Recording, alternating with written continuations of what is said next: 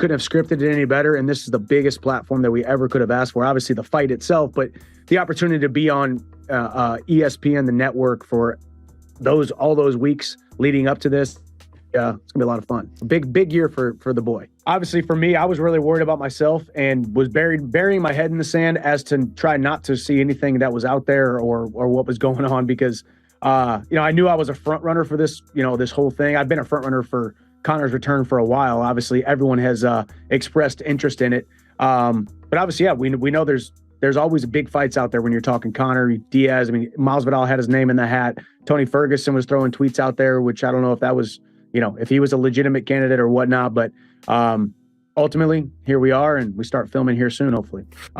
Losing to Dustin, obviously that light got dimmed a little bit. The thoughts of that happening were definitely a couple fights away at that point. So now I'm focused on the task at hand, and obviously the biggest fight I could have ever asked for, plus the caveat and the extra promotion, the extra being stuck in the microcosm, for better or worse, on cameras 24/7, on microphones 24/7 at The Ultimate Fighter, on The Ultimate Fighter, in The Ultimate Fighter competition. The competition starts right now. So I say the Conor fight, obviously because of the way the last couple months have happened, and the last fight, but it's going to be fun. Got a big year. 170 is a dream come true for me. So I can be at my biggest, my baddest, and my best, just like I said I wanted Conor at. That's when I called him out after the Ferguson fight. I want him at his most dangerous and his biggest and his baddest. So Conor's looking big, and I can't wait to go out there and compete against him. I train with a lot of welterweights, some big name welterweights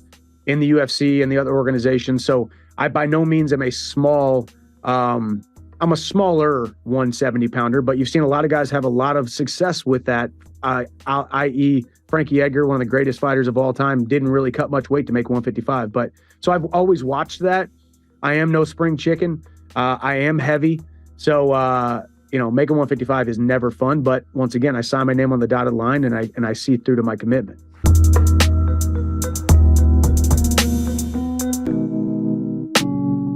If I had a magic wand, here's exactly what I do. Because I am annoyed at the lack of respect Volkanovski versus Islam is doing.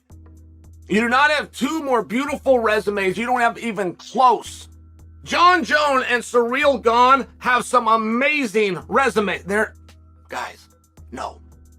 15-0 versus 16-1. Reigning champion versus reigning champion. Not interim, guys. I didn't say interim versus undisputed. Undisputed champion versus undisputed champion. If Volkanovski beats Islam, which he damn sure could do, he's the world champion. If Volkanovski beats Islam, you're going to want that rematch so bad. And you know what I want Volk to do? Not give it to you. I want Volk, when the whole world wants to see what should be the most watched, the most hyped, the most talked about fight ever. If Volk wins and you, oh my God, you want that one, you're going to be telling friends down at the bar, it's called water cooler talk. This is going to go everywhere. This is going to be incredible. We're going to do it right in Sydney. We're going to do it in a stadium. We're going to have 60,000 people. And I hope Volk tells you all. I gave that to you once. I handed it to you. And you looked the other way. It has been several years since somebody took a risk like this. What do you think? You all know more about the sport than Volkanovski? I mean, is that really what you arrogantly think? DraftKings has Islam as a 3-1 favorite. You are that 3-1. You are the 3-1. So is like somewhere inside of you, you think you know more than Volk? You think Islam's going to be too big. You think Islam's going to take him down. You think Islam's just too damn much for him. He's going to grab his arm and he's trying. Do you think you know more than Volk? Because you don't. So what does that mean? It means Volk knows. That's what it means. You don't know more than Volk. He's not the idiot wearing a dunce cap sitting in the corner like you like to think that's going to go get this big surprise over the weekend.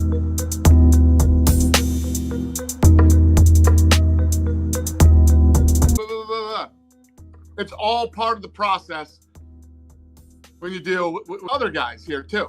You know what I mean? What matters is the fight's happening this weekend. It's a big deal. And that's it. That's all I care about.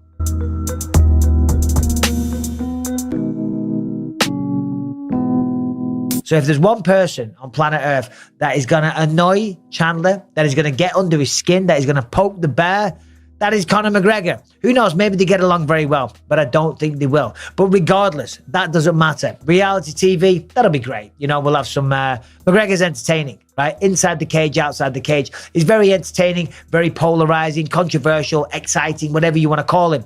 He's must-see TV. Him and Chandler, it'll be a fantastic season. That's all well and good. I can't wait to see the coaching and all the rest of it. Fantastic. I want to see the fight. That is really what I want to see. That's the exciting part for me. Listen, The Ultimate Fighter is incredible. I'm a big fan of it. That's how I made my entry into the UFC on season 3. Of course, I coached season 9 and season 14. So The Ultimate Fighter will always have a special place in my heart. But it's the fight at the end of the season that I want to see.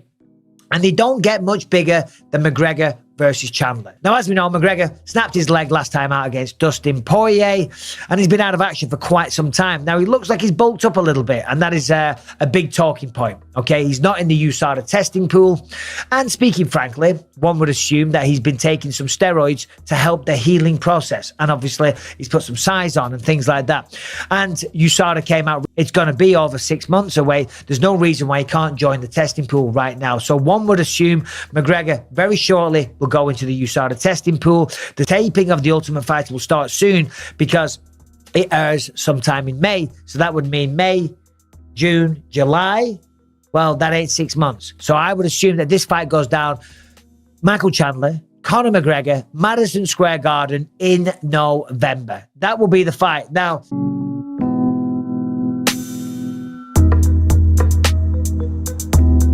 all right, now everyone knows that I've said he's the dumbest fight IQ fighter in the world. But for this one fight, you think he'll get it together? Man, no. I would love to think so. Michael has that, for whatever reason, in his mind. It's more important to be exciting than it is to win. And in this fight right here, it's the dumbest idea ever. Because if you get the win, what does that mean? You probably get a second one.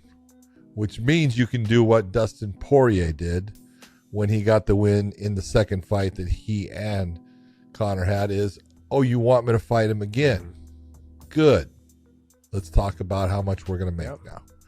And you put yourself in a position to make great money because Conor brings big money.